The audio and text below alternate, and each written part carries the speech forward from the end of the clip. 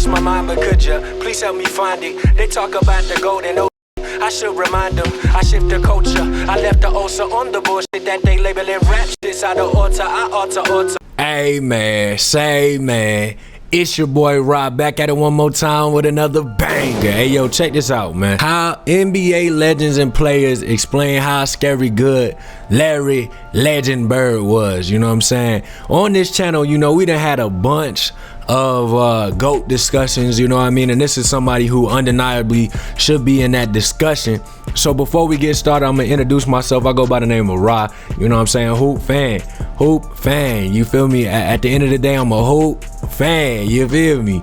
And we talk about GOATs and we take a look on history, you know what I'm saying?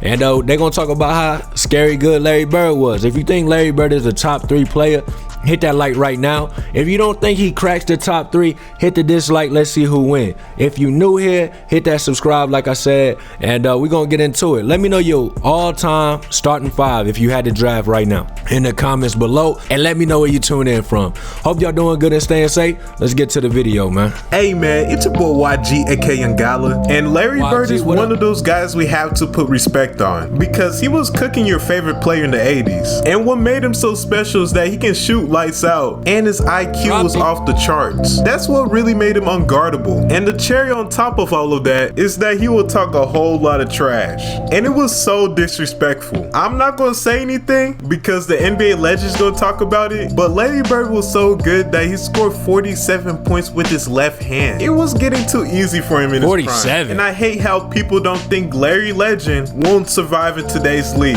just because he wasn't the most athletic. But that doesn't make any sense because there's players like Luka Doncic who are unathletic but skilled. If anything, Larry Bird will excel in this league. Just his shooting alone will make him a threat. This is an all-time That's so great disrespectful, we talk bro. about here. Legends will find any way to dominate the game. So anyways, man, we're gonna listen to NBA legends and players talk about how scary good prime Larry Bird was. But before we get straight into that, make sure you like, share, subscribe. Appreciate the video, bro. I got his channel in the description. So you won't be missing any of my videos. And let's get to the video. Let's make it Celtic green in this mug. You bitch, fuck you. Y'all gave us the run for our money. Yeah. What'd he say? Alright, take bitch, fuck. And let's get to the vid, man. Enjoy yourself, dog. You bitch, fuck you. Y'all gave us the run for our money. Yeah. Alright, take care. Now you can work on that golf game of yours. What'd he say? One of the greatest players to ever play this game. The kid from French Lick. You know, Boston. Go! And one of the few guys that ever you know, be in a 3-point contest and shoot with a warm-up shirt on. And you know, but just as like he played until he couldn't play no more. Obviously, we know that he just played till he literally couldn't play the game no more. Real he legend. Everything he had. And for young guys that don't know him, you know, they think of Larry Bird as a jump shooter. But he was so much more than that. He was a passer. He averaged double-digit rebounds. He defended, he took charges. And He had heart. you know, he's just a straight-up complete basketball player. And me as a small forward, you know, Scotty, Bird, Doc, you know, George Gervin. So guys that I kind of looked up to being a small forward. Doc was it? You know, and they kind of set the precedence of what it is to, you know, go out there as a professional and give it all. So, you know, I've always been a big fan of Larry Bird, and you know, if I'm linked with any other greats, especially like him, that's pretty cool. Hey, that was a good answer, bro. James Worthy. He must have passed him on a scoring list or something. That's pretty cool. Real recognized real, that's respect. James Worthy, Kurt Rambis, Kareem Abdul, all the Laker greats. I would always sit down and just ask them questions about certain games that I studied growing up. What actually happened there? What did you feel there? Why? You know, Bird tough to defend. Why? Rest in peace. Slow as shit to me. So it's like, I'm missing something. So like, tell me what I'm missing. You know what I mean? You know, kind of complimented Larry in the past. Is that kind of a cool thing? Hell yeah. Somebody texted me after the game and showed me a screenshot, and I was giddy like a little kid. I mean, you grew up watching Larry Bird. Well, not really. He's older, but you grew up kind of knowing the legend of Larry Legend, and you know, sort of to be amongst the greats. That's all you really want to do. That's a great accomplishment, but I keep going. One of the greatest scorers. Just a love for the game and love for practice and love for shooting. I think that we're similar in those areas, but he allowed players like myself to kind of dream big and think big at that position, and to do things that traditional small forwards, I guess, or big men weren't doing. And he's one of the first guys you've seen. Patterned my game. Hey, yo. Who I wanted. Hey, yo, rank your top 5 small forwards right now in the chat. Top 5 all-time small forwards. I know it's going to be some, you know what I'm saying, some different lists. Thumbs up the one you agree with, or come up with your own list in the comments below. To be like, who I wanted to play like after Larry Bird, so I was torn. So I love them both, and to have a chance to play against Larry early on in my career, and then kind of be under his leadership when he took over as head coach.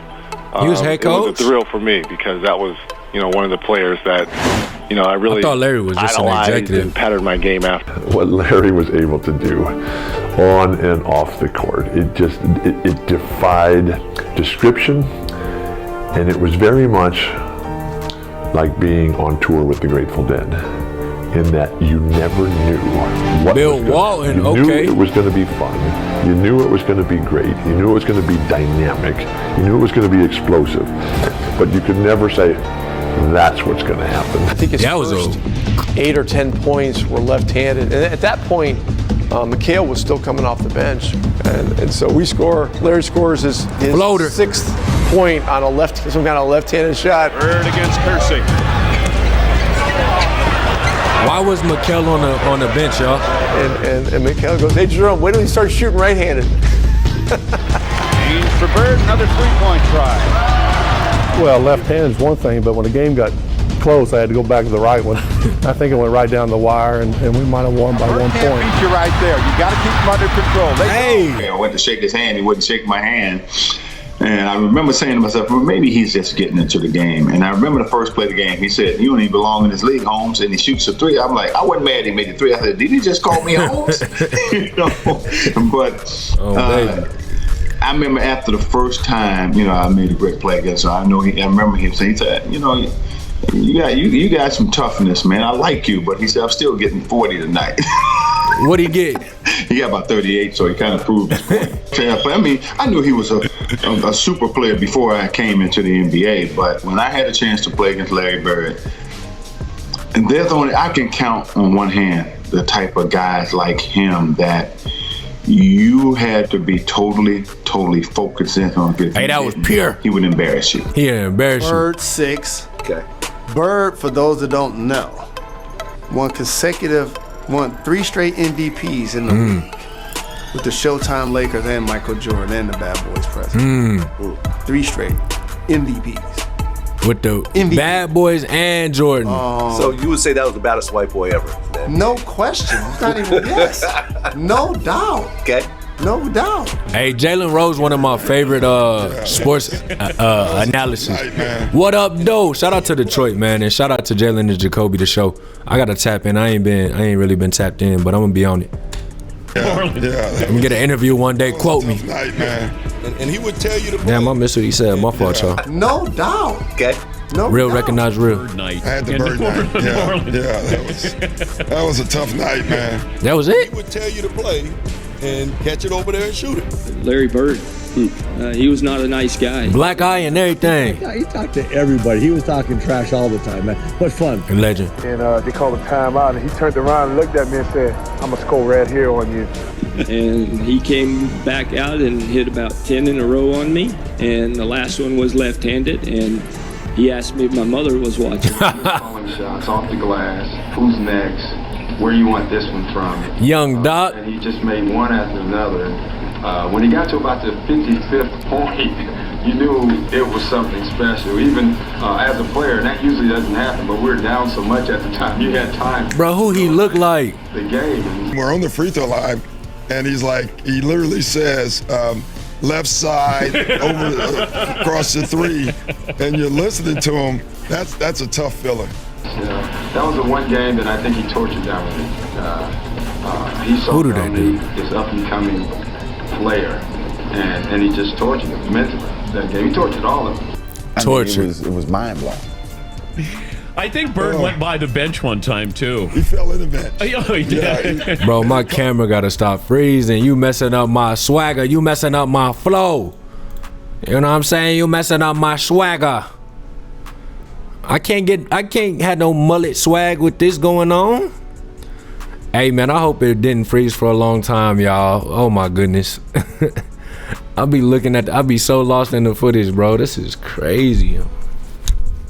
It's really starting to piss me off. Really starting to grind my gears. That one. That was the one where you're feeling it. He literally said, I ain't never see a bench get so hyped for somebody else's bucket. He fell in the bench. Oh, he did. Yeah, and he called that one. That was the one where you're feeling it. He literally said, off the glass into the trainer. Off the glass into the trainer. What? It was a bad night. It's going to be a 3, and it's going to be awful beats. And then he said, who wants it? And I think Ricky Brown, I'm not for sure who it was, ran out after him. And he shot this high rainbow. It goes in. Ricky bumps into him and accidentally knocks him on our trainer's lap. So it was exactly what he said. Antoine Carr and Livingston got fined by Fratello, I think. And Eddie Johnson for celebrating. Celebrating Bird. Yeah, it was the best film session. Every time when I see Mike, we still laugh. God, it was a great. They was hype ever, because back then you didn't have, you watched the real game and just went, with a video, and Mike rewound the celebration 20 times. He just kept not the shot, he just kept rewinding it, showing the guys. You remember, they're giving each other high five. And then somebody falls off the bench. Yeah, that was Eddie Johnson. He's giving y'all buckets and laughter. I mean, everybody was entertained by this. Even the guys on the Atlanta bench. They got fined for that, I heard. Yeah. Watch this. Watch the reactions on the Atlanta bench. You could get fined for that? That's dirty. All of them laughing. Hey. Watch Cliff Livingston over here. I think this is Cliff. Just admiring greatness, man. And our film session was 20 minutes of that. At the three-point competition, walking in the locker room, who's playing? Did you really say that? Who's playing for second? Yeah, I did. I was so bad. Yeah, when you walked in and asked who was going to get second place in the three-point contest, when you walked in there, what were you thinking when you made that announcement to the room? Just messing with all those guys like you always did. Yeah, everybody? I didn't. I had no clue. I never really practiced. Me and Danny used to shoot some before we went out there. Everybody's sitting there. Everybody's real quiet. You really didn't. You knew the guys, but you never were around them. Three-point contest at the All-Star break. Mike Coop, Lakers great. And says, I hope all you guys in here are thinking about second place because I'm winning this. Excuse me? In fact, there was one game in Cleveland. In Cleveland, and he told me where he was going and where he was going to shoot. Nah, I won't hear about it. Okay. I won't hear about it. It was 91-92 season, and we was playing the Boston Celtics. It was Bird, McHale, Parrish, the great three. They had squad. And we was up 1. Ainge. Okay. Where he was having a pretty rough first half, and in the old days in Cleveland, you walked off the court the same way at halftime, and I kind of puffed up on him and walked beside him and was like, yeah, you're 1 for 10. I was like, that's defense, and Elo, no. He just kind of looked at me and said, there's 2 halves. And he came back out and hit about 10 in a row on me. And we was up 1. That boy Elo had buckets on him, bro. Michael Jordan and Larry Bird, oh my goodness. He had some buckets to try to stop. He said, who's guarding me as we come out of timeout? Now remember, I'm a rookie because Price is out because he hurt. Right. He says, who's guarding me? I says, Craig Elo. He says, why you got that white boy on me?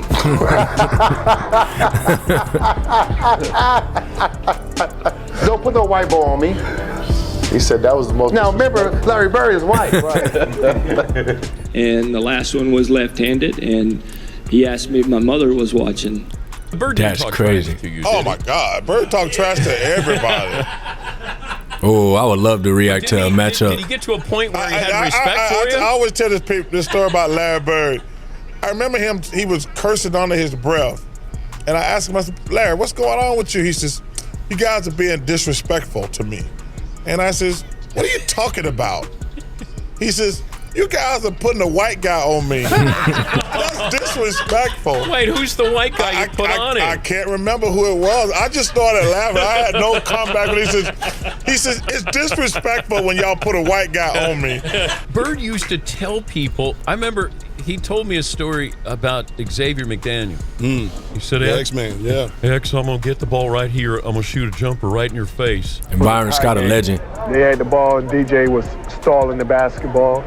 And Larry was kind of standing outside behind him, like denying him the ball. Double team. And they called a timeout, and he turned around and looked at me and said, I'm going to score right here on you. And I said, I know you will. I'll be ready. I'll be ready. 13 seconds to play. Celtics. This dude a beast, bro. During the timeout, I'm going through a play, and about that time, Larry steps in and says, Coach, why don't you just give me the ball and tell everybody to get out of the way? That's Larry. If he wants the ball, he wants the ball. After the timeout, we walked back on the court. The mullet swagger. Was guarding. So he tells Xavier, he says, I'm getting the ball. And Larry said, I'm going to get it right here, Ed, and I'm going to shoot it in your face. Double team. He hit it and looked at me and he was like, damn, I didn't mean to leave nothing on the clock. He shot a shot right in my face. I just looked back and the ball just went in. Look at that double team. And he said, I told you so. And you know, he was like, I didn't mean to leave 2 seconds on the clock. He wanted to shoot it with 0 seconds on the clock. I walked back to the sideline like, damn. My boy X was bald his whole life. A lot of people don't know this. You probably know this, Dan, but Larry Bird was one of the biggest trash talkers in basketball. And a lot of people say, really? You know, they thought it was Reggie or Charles. Larry Bird talked more trash on the basketball court than anybody I've ever played against. And he told me two things one game. You know, our rotations, double teaming, Kevin McHale always had to rotate to the corner, and Larry Bird was the one shooting.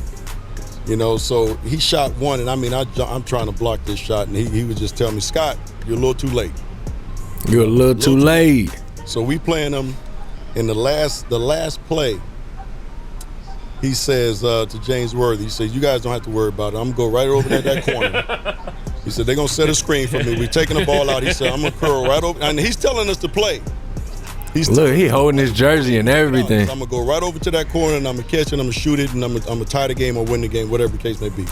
Bang! Take the ball out, and I think it was either Danny or DJ, the late, great DJ. Yeah. Take the ball out, man curl right to the corner, caught the shot, shot a three. Nothing but net. It's like, are you effing kidding me? It's my Larry Bird story. Beyond an acute awareness of his own commercial potential, Bird waged psychological warfare at the drop of a ball. MJ? 84 Olympic team is playing an exhibition game against a bunch of pros, including Larry Bird, and they were in the warm-ups.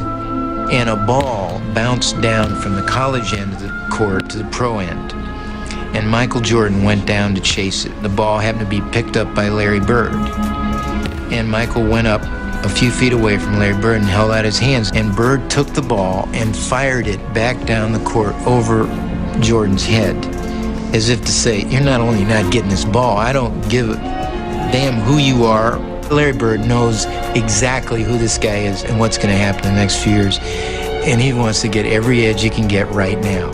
So guys, hopefully that's the heart of a champion. How great Larry Bird was, because the man can do it all. He was not only a shooter, he can play, make, rebound, and was an underrated defender. He was on the NBA All-Defensive Team 3 times during his prime. So please put respect on Larry Legend name, because he inspired players like LeBron James. So make sure you like, share, subscribe, and show love to the YG gang. And now I'm out. Hey, shout out to the YG gang, man. Dope video, brother. Dope video. I got the video link below. Go show some love to bro channel if you ain't seen the original yet and you ain't want to hear me talk. You know what I'm saying? Hey man, sorry for the technical difficulty. Excuse me. Sorry for the technical difficulties. That's been happening today. I don't know what's up, but man, I mean, bro is just undeniably good. And like I said, if y'all think Larry is top 5, hit that like. If y'all think he close but maybe not top 5, hit that dislike, man. And I think I said 3, but we'll go with 5 if you made it to the end. But other than that, man, dope video. I told y'all, man, Larry Bird represent heart. He was the MJ mentality, the Mamba mentality before MJ, and you know what I'm saying, Kobe Bean, rest in peace. And every time I watch him, I just realize the heart, the hustle, the dedication it take to be successful if you want to, you know what I mean, be the best. And especially he was definitely the minority, you know what I mean, at this you know what I'm saying? And it's just crazy to me that he had to put it at that work to be considered great, you know what I mean? And I get a lot of talk of where I rank him on my top 10, and I'm definitely going to do a top 10. You know, once I react to some more videos, I'm gonna come up with my list. I think some people gonna like my list, some people not gonna like my list, but I think it's gonna be fire to talk about. You know what I'm saying? I got some good arguments, but all arguments aside, I just appreciate greatness at the end of the day. You know what I'm saying? These are lessons that we could take away, and the lesson I take away from Larry is just, man, heart, work ethic, and talk a little trash, whatever it takes to get you motivated. You know what I'm saying? Just grind and don't be stopped. If you want to be the best, you gotta beat the best, and to beat the best, you gotta put that hour in. You gotta have heart, and you gotta be able to go for those loose balls. You gotta be you gotta be able to dive for the loose balls. You gotta be able to, you know what I'm saying, out rebound, out hustle, out defend the other team, outwill the other team, you know what I'm saying? And Larry Bird is the representation of that, man. Like I said, I hope y'all enjoyed the video, and I go by the name of Rock. If y'all made it to the end of the video, comment ONLYFAM. Like I said, rank your top 5 small forwards. Much love to y'all. I'll see you on the next video. It's your boy Ryan. I'm out. I'm about to play a banger for y'all right now, man. I'll see you on the next one. Gang.